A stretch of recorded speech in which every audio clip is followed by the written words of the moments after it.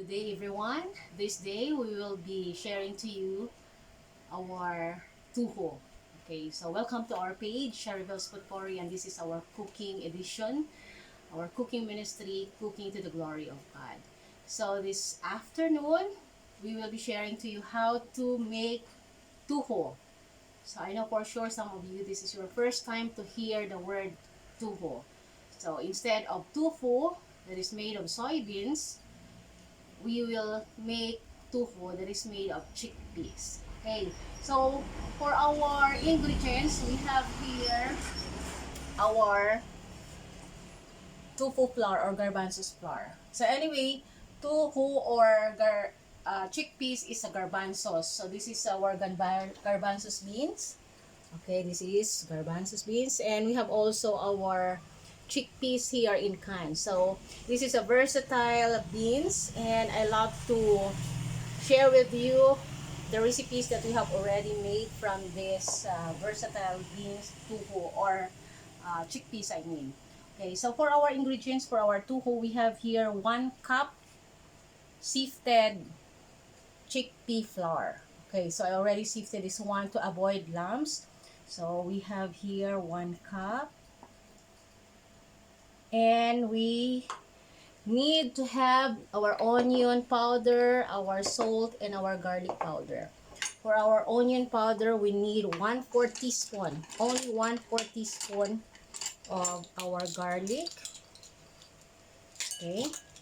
So we need also 1/4 teaspoon of our onion powder. And 1/4 teaspoon also of salt. Okay, so I am using kosher salt. So you can use rock salt, which is more healthy than iodized one. Okay, so these are the 4 dried ingredients, and we need 300 ml water. Okay, 300 milliliter water. So we need to mix this one slowly to our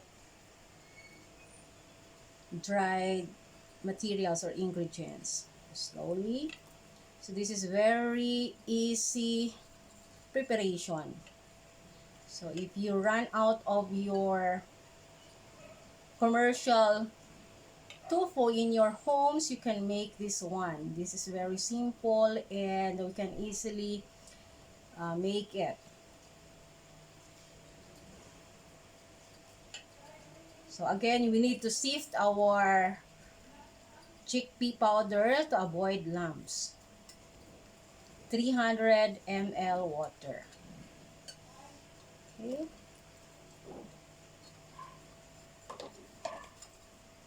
So when it comes to the nutritional facts, we will see to it that in our channel, we can put it how much protein, how much minerals and vitamins you can get out of this 1 cup or 100 grams chickpea powder. So this is our mixing. So we need to prepare now for our cooking. Okay.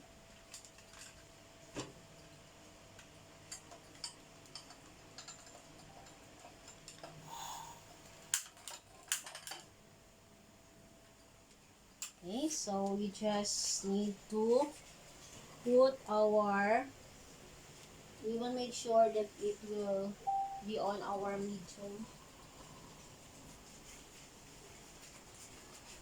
Okay, medium heat. So we will put our mixture here. And we need to stir this one.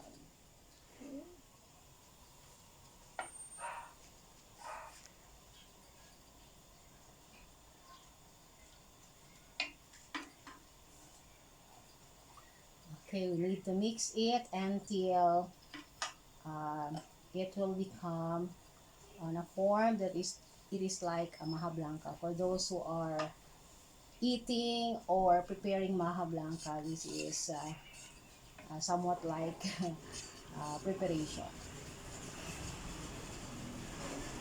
Okay, and of course, we need to prepare our molder. Very important one.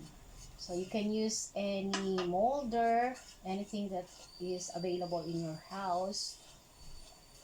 We have here microwavable plastic molder. So you can use any molder. Okay. So there are some noise outside, so I'm very sorry for having that. Anyway, we are doing it for our cooking show, and I am very happy that most of our audience like it. Okay, so why I'm preparing this one, because it is for me here in Davao.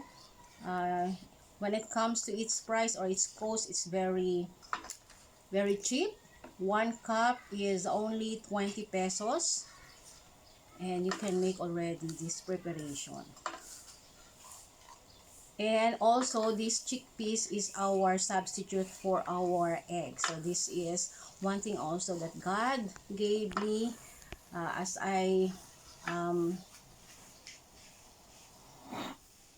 I am researching on how to prepare things without egg. Okay, so this is already our mixture, and we need to put it in our molder. So we will make sure that it will be spread evenly. Okay, I'm sorry.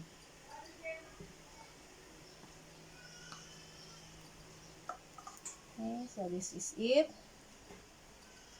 So make sure that we will can put it nicely. Okay. Okay, so this is our preparation. Okay. So anything left here in our pot, you can use it in your, you just only put water, and you can use it in some of your recipes. Okay,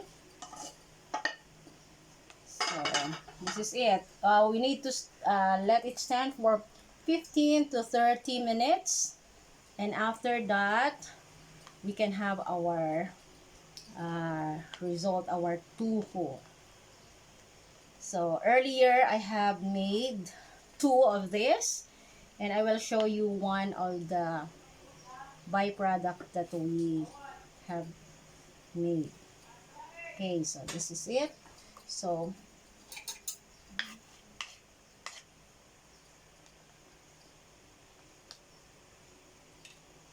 this one serving can serve your family of 3. Okay, so I have here already the finished product. Okay, so this is it. So we need to check how it works. So okay, so we need to cut it. If you want uh, to cook this one, of course, the preparation is more on frying. So if you have air fryer, that is very good, because if you avoid cooking with oil, so air fryer is very important. Or you can fry it, or you can bake it. So we already tried that 3 methods, and surely, okay, it has different taste. So I am preparing the one that is in air fry. So this is it. So this is our tohu again, and I hope you will enjoy watching this one. And I'm looking forward that you will do it in your own homes. So I hope that it will help you in preparing healthy food in your family. We need to become healthy, especially at this time. God bless to all of us.